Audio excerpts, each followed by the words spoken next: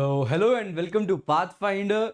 दोस्तों, आप सभी का हार्दिक स्वागत है हमारे इस चैनल पर। तो दोस्तों, आज जो टॉपिक हम करने वाले हैं बहुत ही इंपॉर्टेंट है। बायोजियोकेमिकल साइकिल्स हमने स्टार्ट की थी, उसमें कार्बन साइकिल को समझा था। तो आज हम समझेंगे नाइट्रोजन साइकिल, जो कि सबसे इंपॉर्टेंट, सबसे कॉम्प्लिकेटेड साइकिल है। तो आपको बिल्कुल डीमिस्टिफाई हो जाएगा, हमेशा के लिए चीज़ें याद हो जाएंगी। Number 1 nitrogen cycle, then sulphur cycle and phosphorus cycle. तो ये 3 साइकिल आज हम समझने वाले हैं। जाहिर सी बात है, इनके ऊपर कुछ previous year questions, practice questions भी हम डिस्कस करेंगे। तो क्लास थोड़ी सी लंबी होगी, लेकिन कंटिन्यूटी के लिए, जैसा आप लोगों ने कमेंट्स में भी कहा था कि सर क्लास लंबी कर दीजिए, चलेगा अगर कंटिन्यूटी बनी रहे तो उसी को ध्यान में रखते हुए क्लास थोड़ी सी लंबी है, पर एक साथ आपको पूरी कवरेज मिल जाएगी। तो चलिए स्टार्ट करते हैं आज की क्लास इसके साथ। तो दोस्तों, अनअकैडमी इंडिया का लार्जेस्ट लर्निंग प्लेटफॉर्म है। यहाँ पर आप देखें तो आपको डेली लाइव क्लासेस और अनलिमिटेड एक्सेस इनका मिलता है। तो अनअकैडमी में अगर आप देखें तो इंडिया के लीडिंग एजुकेटर्स हैं आपके सामने, ये सब आपको पढ़ाते हैं। तो इनके द्वारा बनाया गया 16,000 से भी ज़्यादा कोर्स है, जो कि आपको उपलब्ध हो जाएगा। तो जो दोस्त मुझसे पहली बार जुड़ रहे हैं उनके लिए, मेरा नाम किंजल चौधरी है। मैंने यूपीएससी सिविल सर्विस एग्जाम में 5 मेंस दिया है, इसके सिवा इंटरव्यू भी दिया है। तो ये मेरी अनअकैडमी की प्रोफाइल है, यहाँ पर आप जाके मुझे फॉलो कर सकते हैं। मेरा टेलीग्राम चैनल भी bottom right of the screen पर आप देख सकते हैं। तो अनअकैडमी मेगा सब्सक्रिप्शन ऑफर है। 31 मार्च तक अगर आप अनअकैडमी सब्सक्राइब करते हैं तो आपको 3 मंथ्स एक्स्ट्रा सब्सक्रिप्शन मिलती है। तो अभी अगर लेने का सोच रहे हैं तो नाउ इज द टाइम। हर दिन काउंट कर रहा है, तो अगर लेने का सोच रहे हैं तो नाउ इज द टाइम, अभी लीजिए। इसके सिवा दोस्तों, मेरे द्वारा बहुत सारा फ्री स्पेशल क्लासेस वगैरह मैंने बनाई है। तो ये सारी आपको कंटेंट फ्री ऑफ कॉस्ट मिलती है, जिसमें ज्योग्राफी, एनवायरनमेंट, डेली क्विज सब कुछ कवर होता है। इसके सिवा दोस्तों, आपको मैं बता दूं, अनअकैडमी में अगर आप देखें तो यूपीएससी सीएसई में 16,000 से भी ज़्यादा कोर्स हैं इनके द्वारा, जो कि इंडिया के लीडिंग एजुकेटर्स के द्वारा बनाई गई है। ये प्लस और आइकनिक 2 प्रकार के वेरिएंट्स में अवेलेबल है। प्लस अगर आप देखें तो आपको मालूम है स्ट्रक्चर्ड कोर्स और उनका लिमिटेड एक्सेस मिलता है। आइकनिक में आपको मेंटर भी मिलते हैं। प्लस सब्सक्रिप्शन की 2 साल की सब्सक्रिप्शन की कॉस्ट है 64,800 रुपये। आइकनिक की 2 साल की कॉस्ट है 1,04,175 रुपये। ये तब जब आप कोड KC10 इस्तेमाल करें, यानी 10% ऑफ पा लें, और साथ साथ मेरी मेंटरशिप भी। इसके सिवा दोस्तों, इंटरव्यू जो भी स्टूडेंट्स इस बार देने वाले हैं उनके लिए दी लास्ट माइल प्रोग्राम है। The last mile programme free of cost, सारे इंटरव्यू एस्पिरेंट्स जो भी इंटरव्यू इस बार देने वाले हैं उनके लिए होने वाली है। तो ये इंटरव्यू बोर्ड है, आप देख सकते हैं, बहुत ही रिनाउंड पैनल है। इसके सिवा दोस्तों, आपको मैं बता दूं, अनअकैडमी टेस्ट सीरीज भी है प्रीलिम्स के लिए। Unacademy pathfinder, impulse and rise 3 नाम से है। इसके सिवा दोस्तों, नए बैचेस 24 मार्च से स्टार्ट हो चुके हैं। तो now is the time two by Unacademy subscription. इसके सिवा दोस्तों, पाथफाइंडर टेस्ट सीरीज है।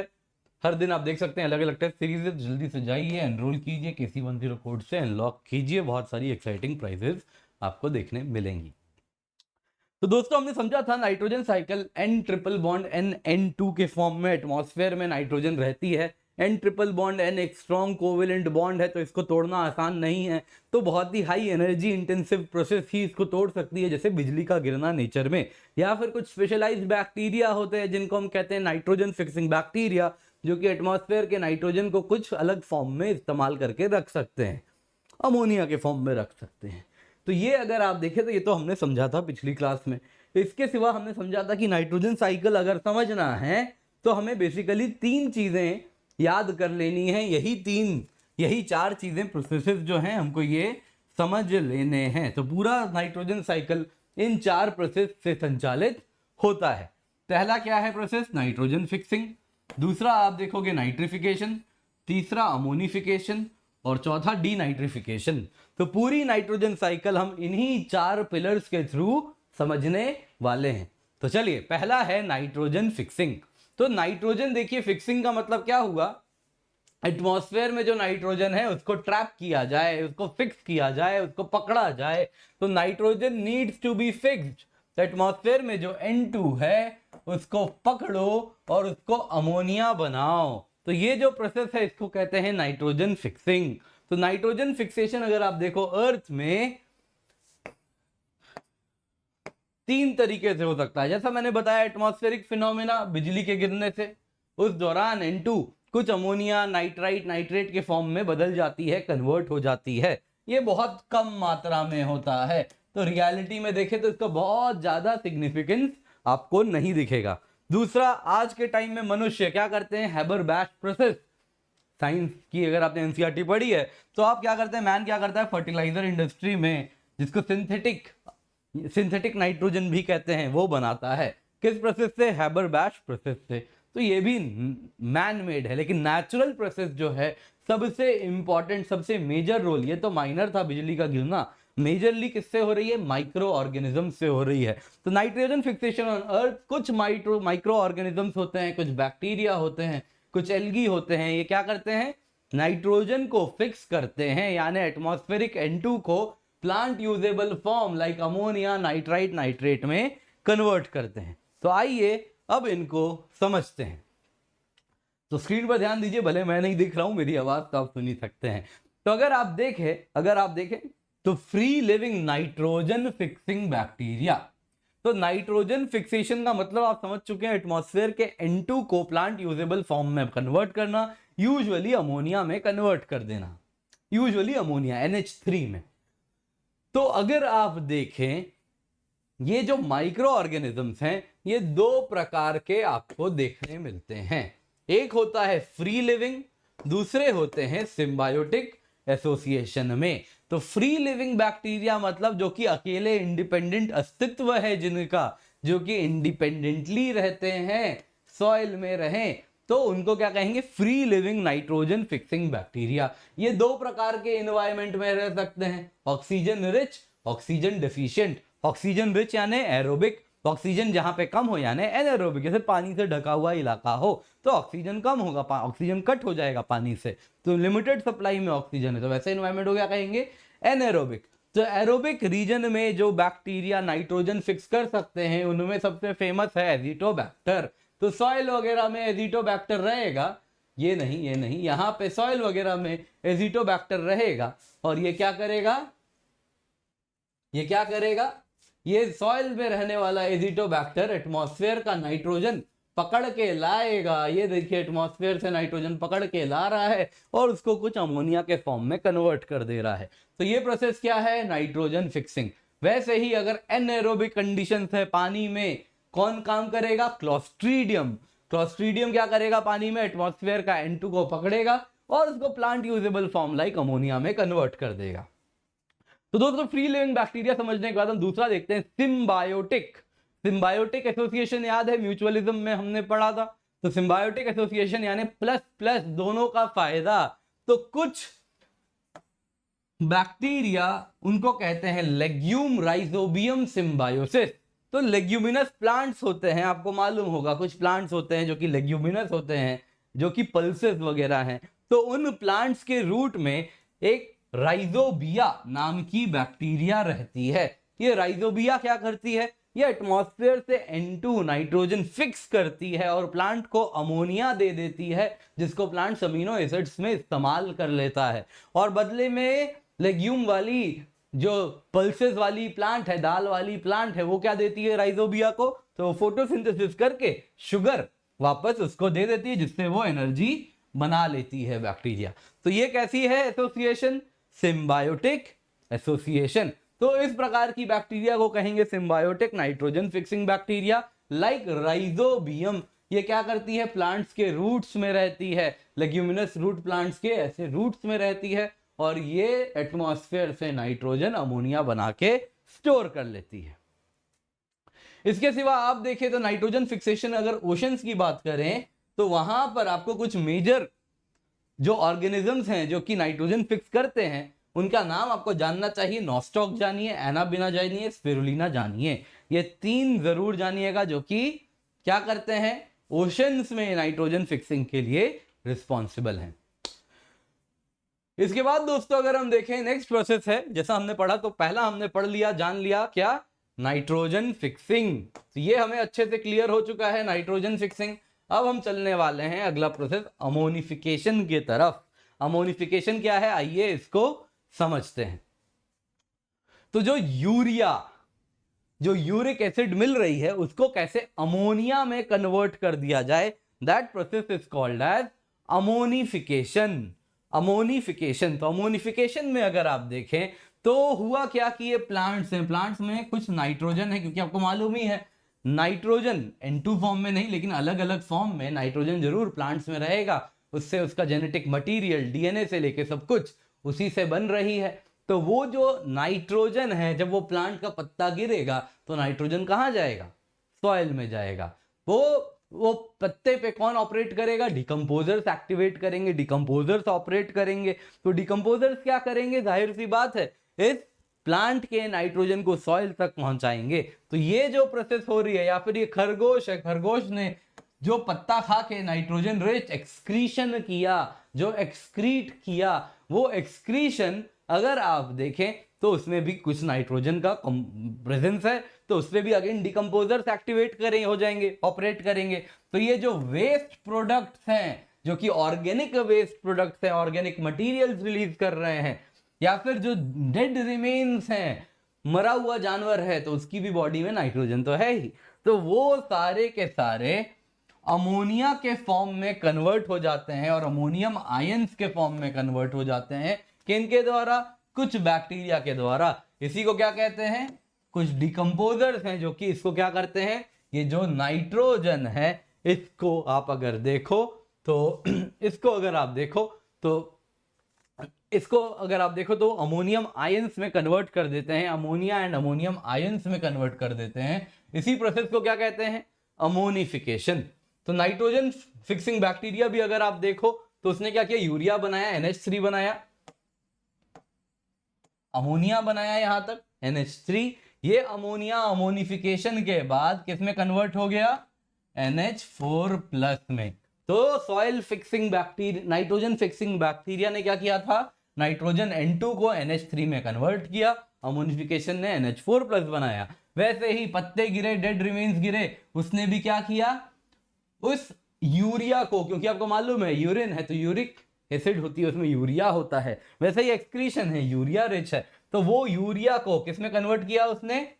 NH4+ में, after the process of ammonification. तो अब तक सॉइल में क्या आ चुका है? NH4+ तक सब कुछ पहुंच के बना हुआ है। नेक्स्ट प्रोसेस आप अगर देखें तो अब होने वाली है नाइट्रिफिकेशन, यानी कि इस अमोनिया या फिर अमोनियम आयंस को क्या किया जाए?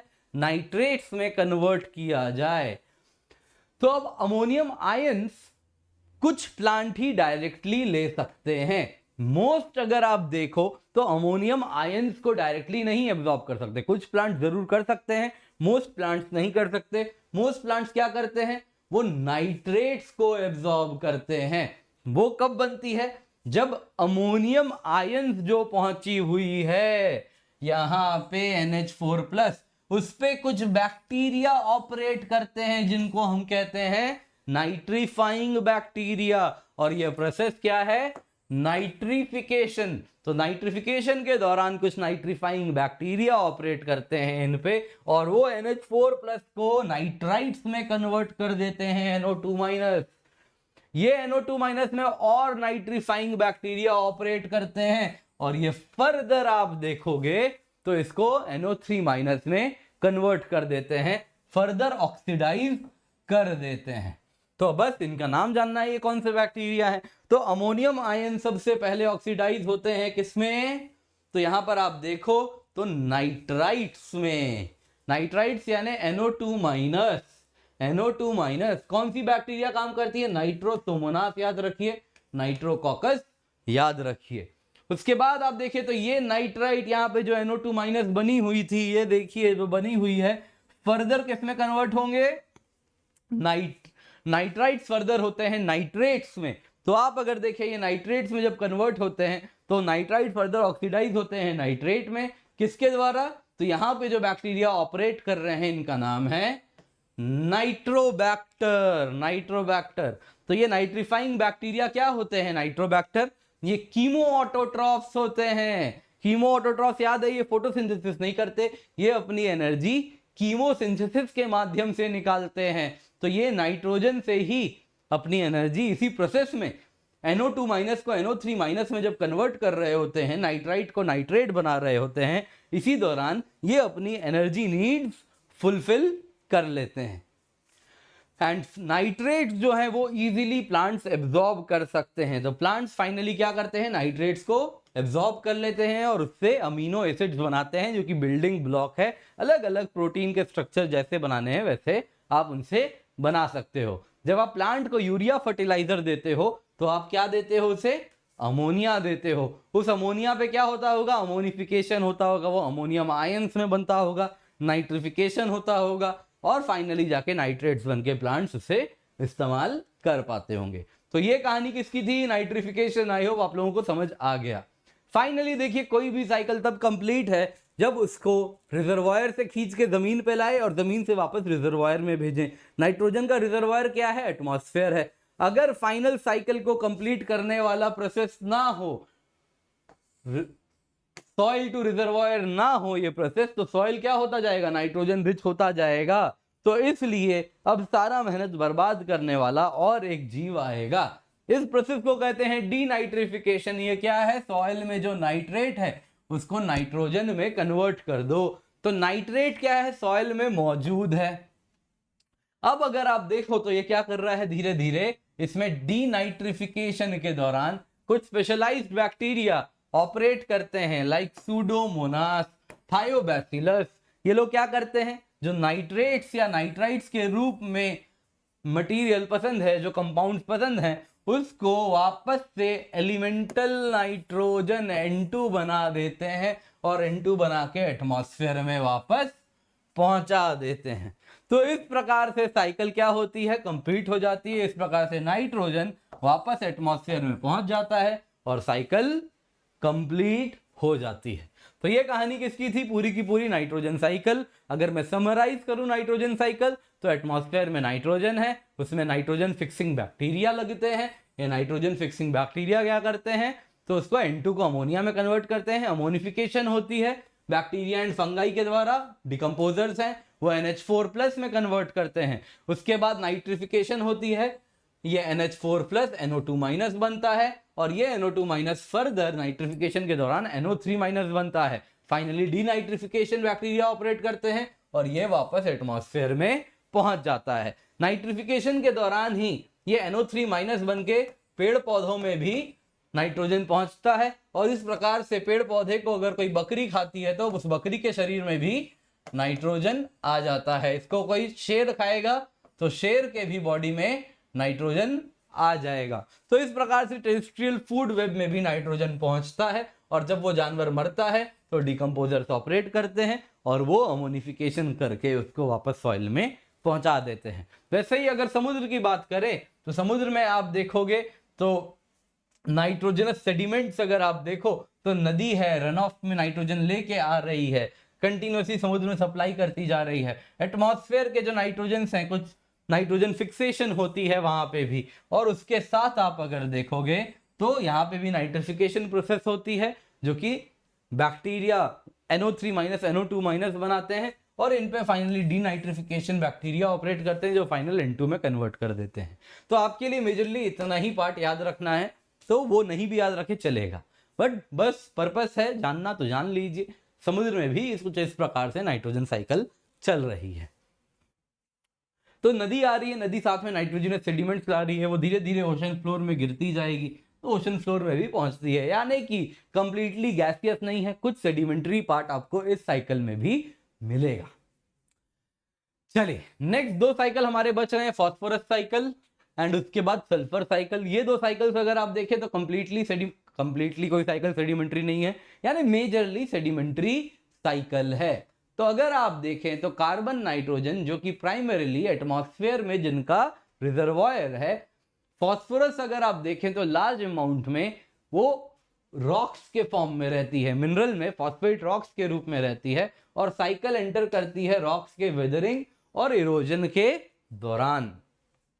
फास्फोरस अगर आप देखें तो इनका बहुत इंपॉर्टेंट रोल है मरीन फूड चेन में, एक्वेटिक फूड चेन में। रीजन बीइंग पानी में फास्फोरस एक काफी लिमिटिंग कंपाउंड, फास्फोरस अगर आप देखो तो लिमिटिंग एलिमेंट है, इजीली अवेलेबल नहीं होता है। इस वजह से यदि फास्फोरस और नाइट्रोजन पानी में ज्यादा हो जाए तो यूट्रोफिकेशन भी हो सकती है। जिनको मालूम है बहुत अच्छी बात, जिनको नहीं मालूम है हताश मत होइए। यूट्रोफिकेशन हम बहुत डेप्थ में समझने वाले हैं डेड जोन समझने के साथ, तो चिंता मत कीजिए, जल्दी समझ आ जाएगा। यूट्रोफिकेशन अभी के लिए जानिए, कुछ पानी में जब एक्सेसिव ऑर्गेनिक पोल्यूटेंट्स का जमा हो जाना, उससे वहां पानी के सारे जीव मर जाते हैं और पानी लगभग डेड जोन में कन्वर्ट हो जाती है, उसी को यूट्रोफिकेशन कहते हैं। कैसे होता है, क्यों होता है, हम समझेंगे। तो अगर आप देखें तो फास्फोरस मुख्य रूप से अर्थ में उसके क्रस्ट में रहती है पत्थर के रूप में। तो लैंड में ही फास्फोरस किस फॉर्म में रहता है, रॉक्स के रूप में, फॉस्फेट्स के रूप में। अब अगर आप देखें तो वेदरिंग एंड इरोजन होती है। ये जो पत्थर है जो कि फास्फोरस रिच है, ये वेदर होगा, इरोजन होगा, मिट्टी में जाएगा, मिट्टी में जाएगा, फॉस्फेट सॉइल में जाएगा, साथ में पानी इसको नदी बहा के ले जाएगी, पत्थर वाले सेडिमेंट्स, फास्फोरस रिच सेडिमेंट्स को बहा के ले जाएगी, सॉइल में पहुंच गया तो सॉइल में अब प्लांट्स इसको एब्जॉर्ब कर लेंगे, प्लांट्स खाएंगे, पूरा का पूरा हमने देखा था कैसा अपना टेरेस्ट्रियल फूड वेब है उसमें पूरा का पूरा फैलेगा फास्फोरस, फाइनली मरेंगे और मरने के बाद डिकम्पोजर्स इसको वापस सॉइल में ला देंगे। सॉइल से पानी जब उस पर बारिश होगी तो पानी कुछ फास्फोरस को अपने में घुला देगी, घुला के बहाएगी और इस प्रकार से नदी में रन ऑफ होगा। तो अब क्या हो गया, ये फास्फोरेट समुद्र में जब नदी मिलेगी तो फास्फोरेट सॉल्यूशंस के रूप में जमा हो जाएगा। तो सॉल्यूशन के फॉर्म में घुला हुआ है पानी में, धीरे धीरे धीरे धीरे क्या होता जाएगा, जैसे आपने देखा होगा नमक भी अगर पानी में घुला दो तो कुछ देर तक तो घुला रहता है, फाइनली नीचे सेटल होने लगता है ग्लास में। तो कुछ वैसे ही फॉस्फेट्स भी नीचे नीचे जाके सेटल करने लगेंगे, क्योंकि यहाँ बात हो रही है millions of years, 10 million, 50 million, 100 million, इतने सालों की बात हो रही है। तो ये फॉस्फेट पहले तो सोल्यूशन के रूप में था, घुला हुआ था, धीरे धीरे आके जमना शुरू होगा, कुछ वैसे ही जैसे नमक ग्लास में जमता है, जमता जाएगा ओवर टाइम सेडिमेंट्स जमते जाएंगे। तो एक लेयर के ऊपर दूसरा लेयर, दूसरे के ऊपर तीसरा लेयर, प्रेशर होगा, कॉम्पैक्शन होगा। तो इस प्रोसेस में ये क्या सेडिमेंट्री रॉक्स बनते जाएंगे। तो नीचे सेडिमेंट्री रॉक्स बनते जाएंगे, फिर क्या होगा, अगर किस्मत रही तो प्लेट मूवमेंट्स होंगे, प्लेट टकराएंगे और ये फोल्ड होके वापस आप देखोगे तो क्या हो गया, पहाड़ के रूप में कन्वर्ट हो गए, माउंटेन्स बन गए ये सारे के सारे। तो ये क्या है, जियोलॉजिकल अपलिफ्टिंग हो जाएगी और ये पहाड़ बन जाएगा। तो ये अगर आप देखें तो this is all about phosphorus cycle. तो यहाँ पे ये साइकिल कैसा है, रॉक साइकिल है। तो अगर आप देखें तो ये ओशन फॉस्फोरस में, कॉन्टिनेंटल शेल्फ में फॉस्फोरस जमता जाएगा और धीरे धीरे over time millions of years के बाद क्रिस्टल प्लेट्स टकराएंगे और प्लेट्स राइज करेंगे और इस प्रकार से फॉस्फेट्स लैंड पे पहाड़ के रूप में आ जाएंगे। और जैसे ही ऊपर हो गए तो फिर यहाँ पर बारिश होगी, नदी आएगी, बहा के ले जाएगी। तो इस प्रकार का साइकिल है फॉस्फोरस साइकिल। तो ये आप जानिएगा, ये आपको जानना बहुत जरूरी है। फॉस्फोरस का काफी इंपॉर्टेंस है, बोन फॉर्मेशन वगैरह में भी रहता है। तो ह्यूमंस में भी आप देखें, ह्यूमंस या कोई भी जानवर में देखें तो बोन्स में बहुत इंपॉर्टेंट है फॉस्फोरस का होना। नेक्स्ट दोस्तों अगर हम देखें तो इसी से मिलता जुलता है सल्फर साइकिल। सल्फर साइकिल भी सेडिमेंट्री साइकिल है। तो सल्फर अगर आप देखें तो मुख्य रूप में अर्थ में, सॉइल में एज सेडिमेंट्स रहती है और इसके सिवा ऑर्गेनिक फॉर्म में भी सल्फर ट्रैप्ड रहती है। जैसे आप देखो जो भी लिविंग बीइंग है उसमें क्या होता है, उसमें नाइट्रोजन होता है, फास्फोरस होता है, सल्फर होता है। तो जाहिर सी बात है लिविंग बीइंग से डिराइव्ड क्या क्या चीजें हैं, कोल प्लांट से डिराइव्ड है, ऑयल एनिमल से डिराइव्ड है, पीट भी आप देखोगे प्लांट से डिराइव्ड है। तो कोल, ऑयल, पीट, इन सारी चीजों में क्या होगा, ऑर्गेनिक फॉर्म से पाया गया हुआ आपको सल्फर मिलेगा। इसके सिवा आप देखें तो सल्फर का और भी होता है, पाइराइट रॉक्स भी होते हैं, सल्फर रॉक होते हैं, जिस रूप में भी आप देखोगे तो आपको सल्फर सॉइल में, रॉक्स में जमा हुई मिलेगी। तो ये किस फॉर्म में आपको मिलते हैं, sulphate, sulphides and organic sulphur like in coal, petrol वगैरह में। तो अगर आप देखें तो मुख्य रूप से क्या होता है कि ये जो रॉक्स है इनकी जब वेदरिंग होती है तो इरोजनल रन ऑफ होता है, वेदरिंग होती है, नदी की पानी बहती है, बारिश की पानी बहती है, रन ऑफ होता है। तो उस प्रकार से आप देखो तो ये सल्फर एक्वेटिक इकोसिस्टम में आ जाता है। पानी में सल्फेट्स आप देखो तो घुल जाती है, ये सल्फेट्स वैसे ही डिपॉजिट होती जाती है, मिलियंस ऑफ ईयर्स के टाइम लैग में ये नीचे नीचे जमती जाएगी और फिर इसका प्लेट मूवमेंट होगा तो वापस सल्फर ऊपर उठ के पहाड़ के रूप में आ जाएगी।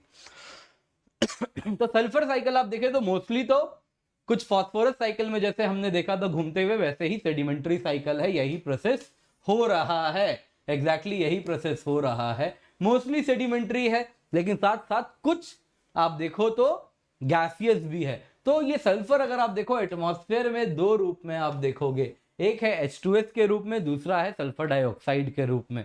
तो अगर आप देखो तो ये दो चीजें हमें जाननी जरूरी हैं। तो जब भी फॉसिल फ्यूल्स हैं लाइक कोल, ऑयल, सल्फर रिच है, इनको बर्न करते हो तो ये क्या जनरेट करते हैं, SO2 सल्फर डाइऑक्साइड। तो इस प्रकार से एटमॉस्फेयर में सल्फेट्स आते हैं। ये सल्फेट्स क्या होते हैं, ड्राई डिपोजिशन, जब एसिड रेन होती है, एसिड रेन के दौरान SO2 H2O से रिएक्ट करती है और मिलके ये सल्फ्यूरिक या फिर सल्फ्यूरस एसिड दोनों में से कोई भी बना सकती है, यानी H2SO4 H2SO3 कुछ भी बना सकती है और उस प्रकार से वापस गिरती है सॉइल में, सल्फर वापस आ जाता है। तो सल्फर अगर आप देखें तो सल्फेट्स के फॉर्म में प्लांट्स भी इसको इनकॉर्पोरेट करते हैं और इस प्रकार से सल्फर रिच अमीनो एसिड्स भी बनती है जो कि प्रोटीन्स का काम करती है और इस प्रकार से ग्रेजिंग फूड चेन में भी पास ऑन होता है। इसके सिवा आप देखो तो फॉसिल फ्यूल जब बर्न करते हैं तो SO2 बर्न करते हैं, या फिर जब कोई ऑर्गेनिक रिमेन्स है जब वो डिके होती है तो उस दौरान वो सल्फर H2S में कन्वर्ट होती है। तो ऑर्गेनिक डिकम्पोजिशन हो रहा है ऑर्गेनिक रिमेन्स का, यानी कोई पत्ता है, कहीं पेड़ पौधे गिरे हुए हैं, कोई किसी जानवर की कैरेकस है, डेड बॉडी है, वो जब सड़ती है तो उस दौरान भी H2S जनरेट होता है। तो ये H2S क्या होता है, अगेन एटमॉस्फेयर में पहुंच जाता है तो अंडे के जैसा स्मेल, पंजेंट स्मेल होती है इस H2S की। तो इस प्रकार से सल्फर क्या है, एटमॉस्फेयर में भी जाता है और एसिड रेन के रूप से वापस जमीन पे भी आ जाता है और इस दौरान इसको प्लांट भी अपटेक करती है। प्लांट जब अपटेक करती है तो इस प्रकार से पूरा का पूरा ग्रेजिंग फूड चेन में आ जाता है, डिकम्पोजिशन होती है, वापस सॉइल में जाता है और कुछ H2S बन के वापस एटमॉस्फेयर में आ जाता है। तो ये कहानी है सल्फर साइकिल की। तो आइए, अब मैं उम्मीद करता हूं आप लोग ये सारी चीजें समझ चुके हैं, तो आइए इन पर बेस्ड कुछ क्वेश्चंस हम करते हैं। प्रीवियस ईयर क्वेश्चन है, एक क्वेश्चन बस प्रैक्टिस के लिए पहला मैंने आपको दिया है। नाइट्रोजन साइकिल में सॉइल नाइट्रेट्स फ्री नाइट्रोजन में किस प्रोसेस के द्वारा ट्रांसफॉर्म होते हैं? Nitrifying bacteria, denitrifying bacteria, ammonifying bacteria, या D both A and C। 5 second का टाइम है, कमेंट्स में आंसर कीजिए।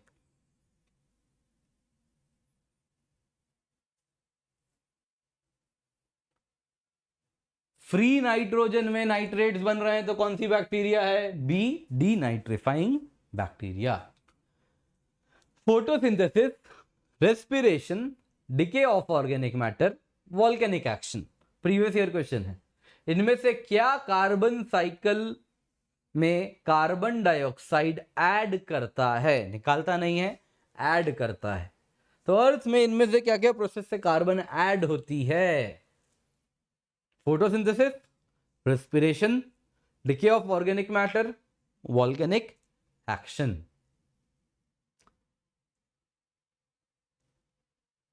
फोटोसिंथेसिस में अगर आप देखें तो क्या हो रहा है, पेड़ CO2 रिजर्वायर से ले रहे हैं, तो फोटोसिंथेसिस तो नहीं है, तो 1 1 वाले तो भैया हटा दीजिए। आंसर क्या, 2 3 तो पक्का है, सवाल उठता है 4th है या नहीं। रेस्पिरेशन में क्या हो रहा है, CO2 लेती है जीव, जाहिर सी बात है, और CO2 रिलीज करती है कोई भी जीव, तो ये तो हमें मालूम है। कोई भी जीव है वो रेस्पिरेशन के दौरान आप देखोगे तो ऑक्सीजन लेती है, CO2 रिलीज करती है, तो रेस्पिरेशन तो करता ही है। ऑर्गेनिक मैटर में क्या, जब इसका डिके हो रहा है, सड़ रही है, तो हमने पढ़ा था बैक्टीरियल एक्शन होगा, बैक्टीरियल एक्शन होगा तो इस दौरान वो भी क्या करेगी, CO2 रिलीज करेगी, उनकी भी रेस्पिरेशन हो रही है, बैक्टीरियल रेस्पिरेशन, तो वो भी क्या करेगी, CO2 रिलीज करेगी। वॉल्केनिक एक्शन, वॉल्केनिक एक्शन ज्वालामुखी फटेगी तो साथ में बेसिकली क्या है, वो जलना है, कंबशन हो रहा है, तो कार्बन रिलेटेड कंपाउंड जो भी कंबशन होंगे, जलेंगे, वो CO2 में कन्वर्ट हो जाएंगे। कॉमन सेंस है। तो आंसर क्या है, 2 3 and 4।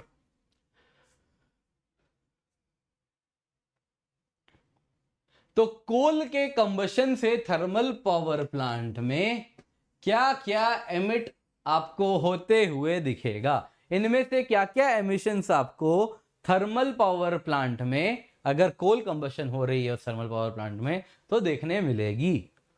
Carbon dioxide, oxides of nitrogen, oxides of sulphur. 3 second, comments में आंसर करते जाइए। देखिए कोल है, किसमें रिच है? कार्बन का बना हुआ है, तो कार्बन जलाओगे तो क्या बनेगा? Carbon dioxide. सही बात है। कोल है, उसमें क्या था? ऑर्गेनिक चीज, पेड़ पौधे का ही तो बना है ना, कुछ और चीज का तो नहीं बना है, पेड़ का बना है। पेड़ था तो उसमें क्या था? जेनेटिक मटेरियल था, उसका डीएनए था। डीएनए था तो डीएनए था तो प्रोटीन है, तो डीएनए था तो उसमें नाइट्रोजन था, उसमें सल्फर था। तो जाहिर सी बात है, नाइट्रोजन भी था, सल्फर भी था, इनको जलाओगे तो ऑक्साइड्स ऑफ नाइट्रोजन बनेंगे।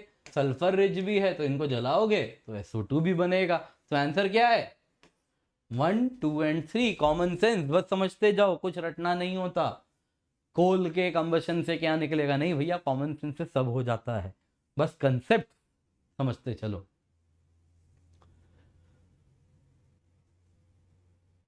क्या क्या करेक्ट है एग्रीकल्चरल सॉइल्स के बारे में? स्टेटमेंट 1, अगर ऑर्गेनिक मैटर बहुत हाई है किसी सॉइल में तो उस सॉइल की वाटर होल्डिंग कैपेसिटी बहुत कम हो जाएगी।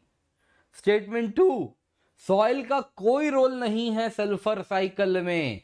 स्टेटमेंट 3, यदि इरिगेशन ओवर टाइम होती जाए तो उसके वजह से एग्रीकल्चरल लैंड्स में सैलिनाइजेशन हो सकता है, वो सॉल्ट रिच सॉइल हो सकते हैं, रेह ऊसर हो सकते हैं।